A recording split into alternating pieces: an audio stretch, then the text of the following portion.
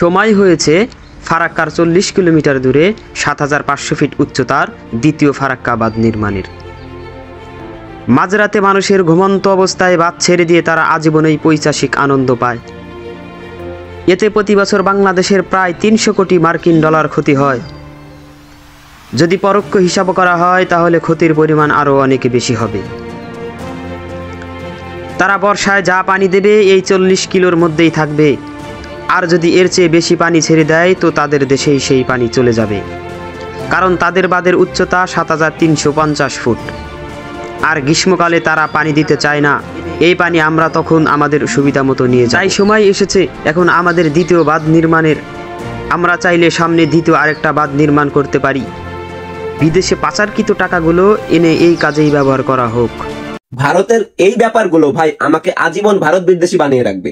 ঘুমন্ত মানুষের উপরে পানি ছেড়ে দেওয়া, কোনো পূর্ব সতর্কতা না দিয়ে পানি ছেড়ে দেওয়া একটা অমানবিক কাজ। এই যে দেখতেছেন মানুষগুলো জাস্ট নর্মালি হাঁটতেছে, কত ফসল নষ্ট হয়ে গেল, কত ঘরবাড়ি নষ্ট হয়ে গেল, মানুষজন বেঁচে গেল। হঠাৎ করে দেখতেছে মানে একটা নর্মাল ওয়েদার, আপনি হাঁটতেছেন, খেলতেছেন, ধান চাষ করতেছেন, ঘুরতেছেন, হুট করে দেখতেছেন পানির বেগ আসতেছে এবং সেই পানি আপনাকে ছাড়িয়ে সবকিছু উড়িয়ে নিয়ে যাচ্ছে। আপনার কিছু করার আছে?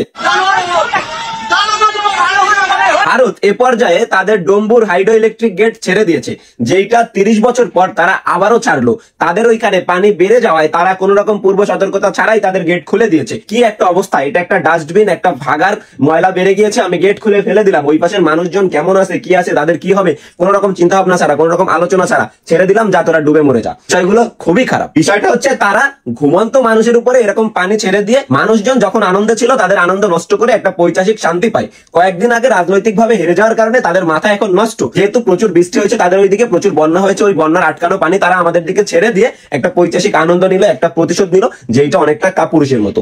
এখন আমাদের সময় হয়েছে তাদের প্রত্যেকটা বাঁধের ৪০ কিলোমিটার পরে আমাদের বাঁধ নির্মাণ করা, যাতে তাদের পানি ওইটুকের মধ্যে ঘোরাফেরা করে, আমাদের এইদিকে না আসে এবং আমরাও এই প্রতিশোধটা নিতে পারি। তারা কি করে দেখেন, তারা এই বন্যার মৌসুমে তাদের পানিগুলো ছেড়ে দিবে, অথচ যখন খরার মৌসুম, যখন আমাদের পানি দরকার, একটু পানি পেলে আমরা বেঁচে যাই, আমাদের শান্তি হয়, ফসল ভালো হয়, তখন তারা এক ছটাক পানি ওখান থেকে ছাড়বে না। কত বড় খারাপ! চিন্তা করেন একবার। তারা সবসময় তাদেরটা চিন্তা করে, তাদের প্রতিবেশী দেশের প্রতি তাদের বিন্দুমাত্র কোনো ভালোবাসা নেই। এবং এই সমস্ত কারণেই একদম ছোট থেকে আমার মতন সকলেই বাংলাদেশের ভারত বিদ্বেষী। মূলত বর্তমান সরকারটার যে পতন হলো, এইটাই ভারত বিদ্বেষেরই ফল। মানুষজন ভারতের সাথে আমাদের অত্যাধিক সম্পর্কটা মেনে নিতেই পারতেছিল না। যখন আমরা দেখেছিলাম এই সম্পর্কটা জুলুমের সম্পর্ক, এই সম্পর্কটা সত্যিই টক্সিক স্বামী স্ত্রীদের সম্পর্ক, যেখানে একজন স্ত্রী শুধু নির্যাতিত হয় স্বামীর কাছে, তখন আমরা আসলে যুব সমাজ এটা মানতে পারিনি এবং ওই যে ক্ষোভের বীজ বাষ্প, ওইটা হইতে হইতে হইতে হইতে হাসিনার পতনে গিয়ে ঠেকেছে। তো সবাই দোয়া করেন। এই ভিডিওটা দেখে আমার খুবই খারাপ লাগলো যে না, কিছু মানুষ হাসতেছে, খেলতেছে, নর্মাল বিহেভ করতেছে, এর মধ্যে হুট করে পানি এসে তাদেরকে ভাসিয়ে দিয়ে গেল।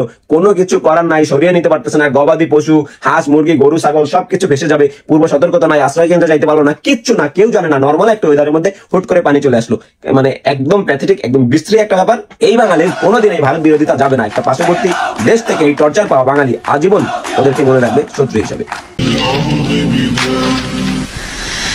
আল্লাহু আকবার।